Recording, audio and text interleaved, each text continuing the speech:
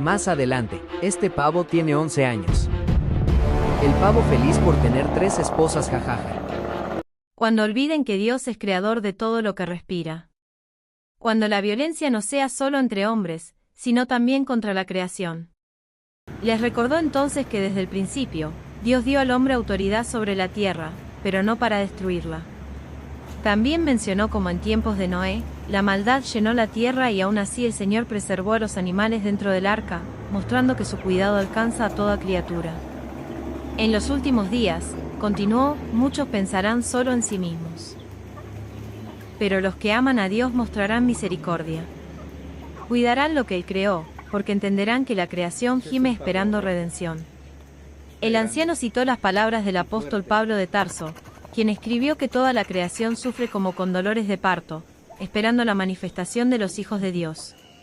Y concluyó: las señales del fin no son solo eventos en el cielo o en la tierra, también se ven en el corazón humano. Cuando el amor se enfría, la crueldad crece.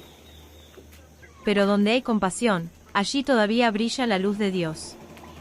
Los discípulos guardaron silencio, comprendiendo que prepararse para el fin no era vivir con miedo, sino vivir con justicia, amor y respeto por toda vida. Hijos, no teman a las señales del fin, teman más bien endurecer el corazón.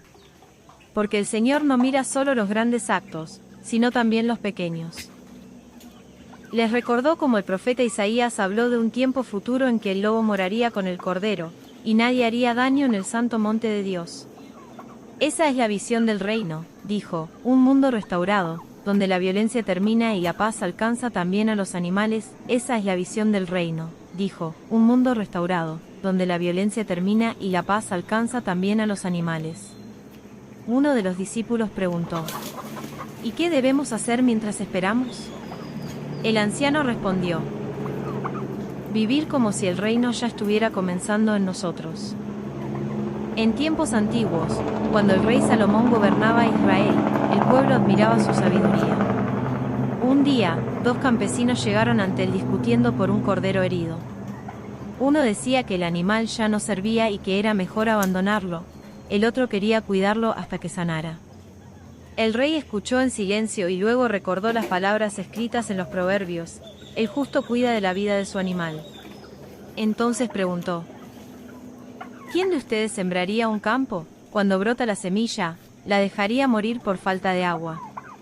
El segundo hombre respondió: nadie, Señor, porque perdería su cosecha. Salomón sonrió y dijo: así también el Señor nos dio dominio sobre los animales, pero no para maltratarlos, sino para administrarlos con bondad. Desde el principio, cuando Dios habló a Adán en el jardín, le encargó cuidar la creación, no destruirla. Entonces ordenó que el cordero fuera llevado a un lugar donde lo alimentaran y curaran. Y añadió: quien muestra misericordia a un animal demuestra que entiende el corazón de Dios.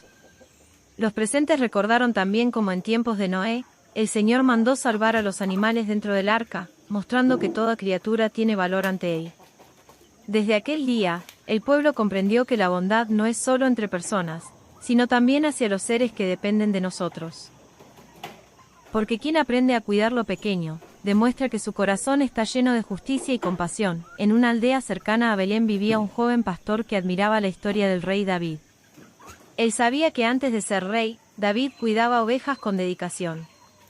No las golpeaba ni las dejaba solas cuando venía el peligro, al contrario, las defendía del león y del oso.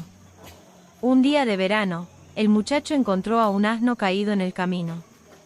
Algunos hombres dijeron: déjalo, no es tuyo. Que su dueño se encargue, pero el joven recordó lo que estaba escrito en la ley dada por medio de Moisés: si ves el animal de tu enemigo caído bajo su carga, no lo abandones, ayúdalo a levantar. Si el Señor renovará la tierra, añadió, ¿cómo no vamos a respetarla ahora? Si Él valora su creación, nosotros también debemos hacerlo. El anciano levantó sus manos y concluyó: las señales del fin nos llaman al arrepentimiento, a la fe y al amor verdadero. No sabemos el día ni la hora, pero sí sabemos cómo debemos vivir, con justicia, con compasión y con temor de Dios. Y así, bajo el cielo estrellado, entendieron que prepararse para el regreso del Señor no es esconderse, sino reflejar su carácter en cada acción diaria. Pasaron los años y comenzaron a verse tiempos difíciles. Hubo sequías, rumores de guerras y corazones llenos de temor. Muchos recordaban las palabras de Jesús anunciadas en el Evangelio según Mateo, cuando habló de señales en la tierra y angustia entre las naciones. Algunos se dejaron llevar por el miedo.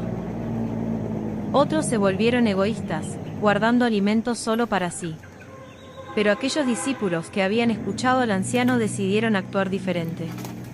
Cuando la sequía afectó los campos, no abandonaron a sus animales. Compartieron el agua, racionaron el grano y cuidaron cada criatura como un tesoro confiado por Dios. Recordaban que el Señor alimentó a los cuervos en tiempos del profeta Elías, mostrando que Él cuida tanto del hombre como del animal.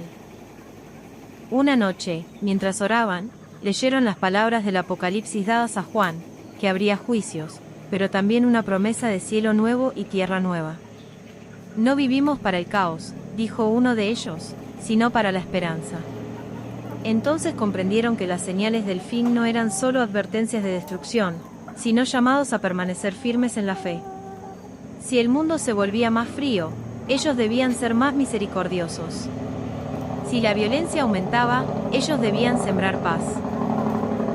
Un día, un niño preguntó: ¿cómo sabremos que estamos listos si el Señor vuelve? El más anciano respondió: estaremos listos si nuestro corazón se parece al suyo. Si amamos la justicia, si practicamos la bondad. Los años pasaron y las señales se hicieron más intensas. Había confusión entre las naciones y temor en muchos corazones. Algunos hablaban del fin con desesperación, pero los discípulos recordaban las palabras del Señor Jesús anunciadas en el Evangelio según Mateo, que habría tribulación, pero también salvación para los que permanecieran firmes. Una noche, mientras el cielo parecía más oscuro que nunca, la tierra tembló levemente. La gente corrió llena de miedo. Pero los discípulos se reunieron para orar. No pidieron escapar primero, sino permanecer fieles. El más anciano abrió el rollo y leyó lo que el apóstol Juan escribió en el Apocalipsis, que después de la prueba, Dios enjugaría toda lágrima y haría nuevas todas las cosas. El fin para el mundo sin Dios, dijo, es destrucción. Pero para los que creen, es restauración. En medio de aquellos días difíciles, siguieron mostrando misericordia. Compartieron pan con el hambriento, agua con el sediento y cuidado con los animales debilitados por la escasez. Recordaban que en tiempos de Noé, cuando la maldad llenó la tierra, Dios preservó vida dentro del arca como señal de esperanza futura. Entonces, en el relato, se describe un momento simbólico, una gran luz cubriendo la tierra. No era fuego de destrucción para los fieles, sino claridad que revelaba la verdad. Los corazones fueron expuestos. Los que habían vivido en amor permanecieron firmes, los que sembraron violencia enfrentaron las consecuencias de sus actos. Y como había anunciado el profeta Isaías, llegó el tiempo en que la paz cubrió la creación. El lobo y el cordero ya no se temían. La tierra dejó de gemir. Los discípulos comprendieron entonces que las señales del fin no eran el objetivo, sino el camino hacia la renovación. Dios no buscaba destruir por placer, sino purificar y restaurar. Los discípulos comprendieron entonces que las señales del fin no eran el objetivo, sino el camino hacia la renovación. Dios no buscaba destruir por placer, sino purificar. Proverbios 12 y 10. El justo cuida de la vida de su bestia. Para él, eso significaba que un buen productor no maltrata ni descuida a sus animales. Decía que gallinas sanas y pavos bien alimentados eran una consecuencia directa del buen trato. También recordaba la historia de Génesis, donde se habla de la mayordomía. El ser humano fue puesto para administrar la creación, no para destruirla. Por eso insistía en mantener corrales limpios, agua fresca y alimento adecuado. Administrar bien lo pequeño abre puertas a lo grande, repetía. Cuando alguien quería crecer demasiado rápido, él mencionaba el ejemplo de Noé, quien preservó animales con orden y planificación. Samuel explicaba que la previsión es clave, ahorrar en tiempos buenos para resistir tiempos malos, especialmente en temporadas donde bajan las ventas. A los jóvenes les aconsejaba leer Eclesiastés, donde se habla del tiempo para cada cosa. Hay tiempo de sembrar y tiempo de cosechar, decía. En la avicultura eso significa respetar ciclos,